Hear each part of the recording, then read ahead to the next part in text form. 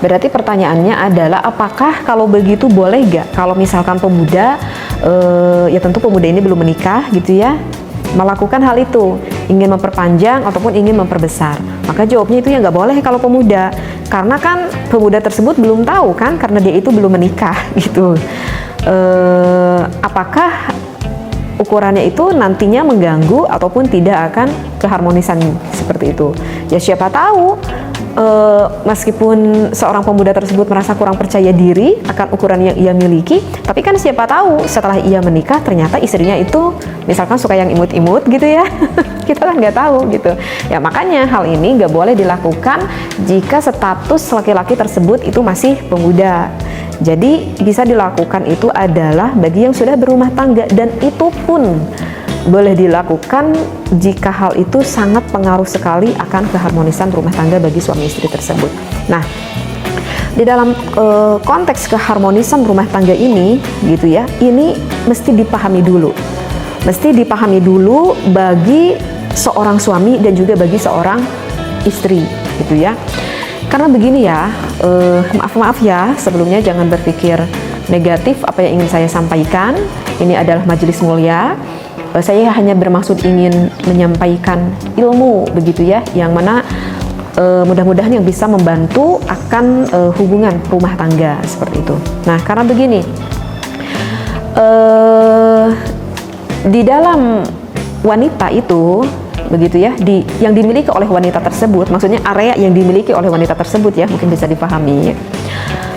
Allah itu menciptakan sepertiga awalnya ataupun sepertiga depannya itu Allah ciptakan di sana itu banyak sekali syaraf ya. Jadi 1/3 depannya Allah menciptakan banyak sekali syaraf, sehingga karena Allah ciptakan 1/3-nya di bagian wanita yang paling depan banyak sekali syaraf gitu ya, sehingga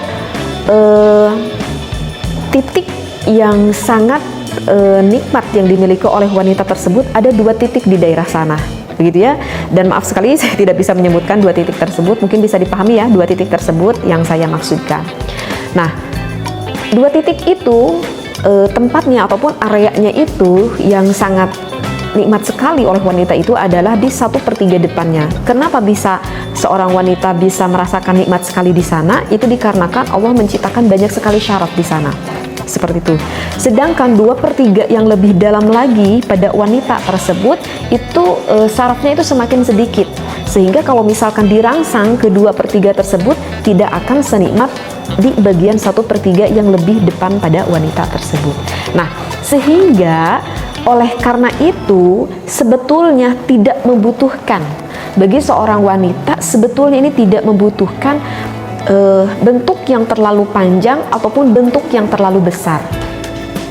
Jadi yang dibutuhkan oleh wanita itu sebetulnya bukan panjang ataupun besarnya, tetapi apa yang dibutuhkan oleh wanita untuk mencapai kenikmatan tersebut itu adalah kerasnya, bukan panjangnya. Paham nggak apa yang saya sampaikan? Kalau yang para pendengar ini adalah seorang suami dan juga seorang istri, mungkin bisa mudah memahami apa yang saya sampaikan ini itu ya.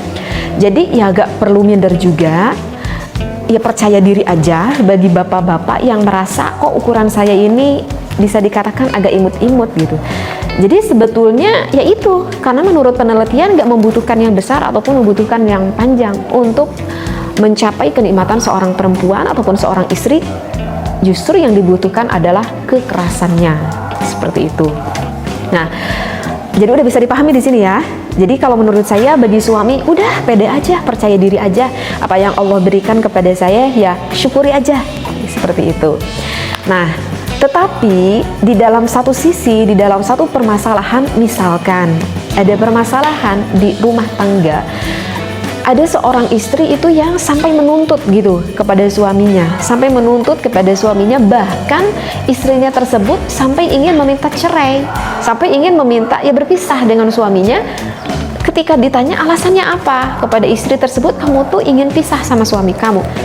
Ternyata waktu ditanya alasannya itu adalah karena saya tidak merasa puas dengan apa yang dimiliki oleh suami kepada saya. Jadi artinya istrinya tersebut menuntut gitu, ingin ukuran yang lebih ideal menurut istrinya tersebut. Dan apakah ada kasus seperti ini? Ada kasus seperti ini.